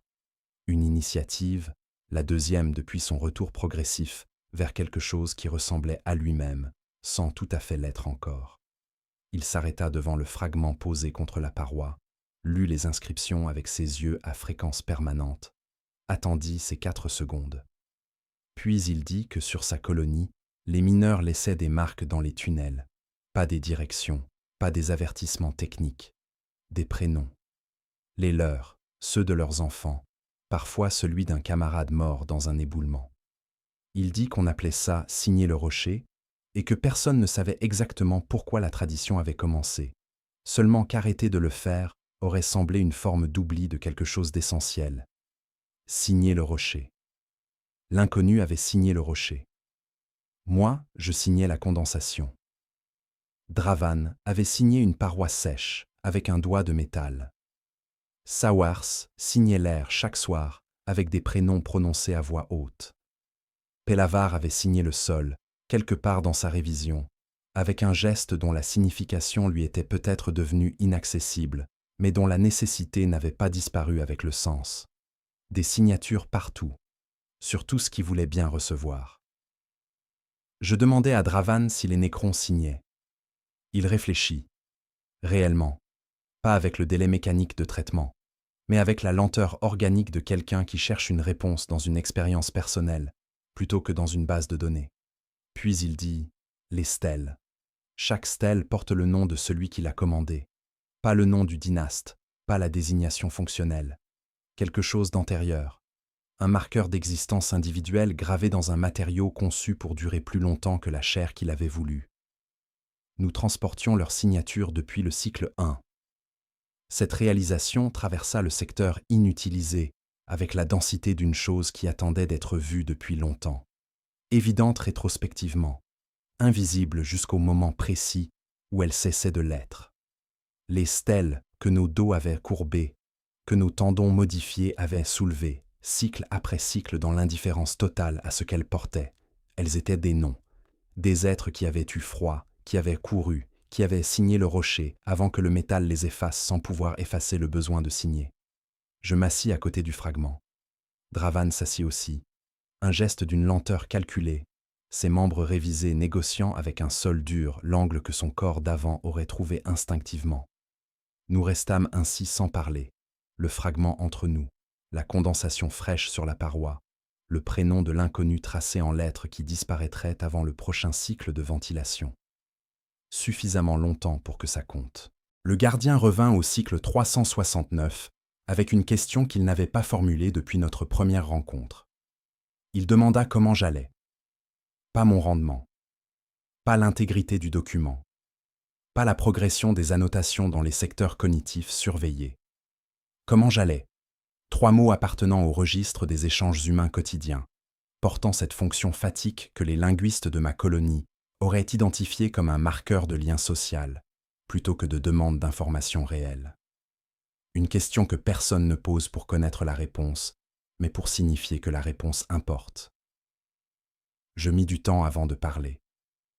Pas parce que la réponse était complexe, parce que l'entendre de sa bouche morte et précise avait produit quelque chose de physique dans ma gorge, un resserrement que je reconnus après quelques secondes, comme la texture spécifique de l'émotion quand elle cherche une sortie dans un corps qui a désappris d'en offrir. Je dis fatigué, lucide, encore là.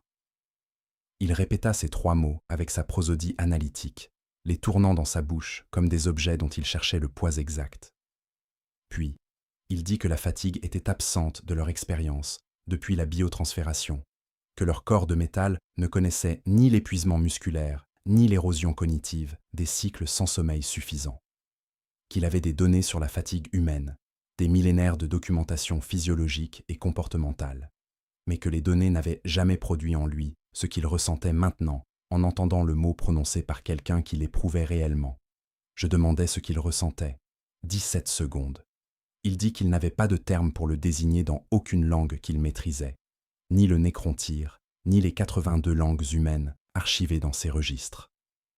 Que le phénomène consistait en une orientation particulière de ses processus d'analyse vers l'expérience de l'autre, non pour la cataloguer, mais pour quelque chose d'adjacent à la cataloguer, quelque chose qui ressemblait à vouloir que l'expérience soit moins lourde sans posséder les moyens de l'alléger. Je reconnus cela. Je dis, c'est ce qu'on appelle se soucier.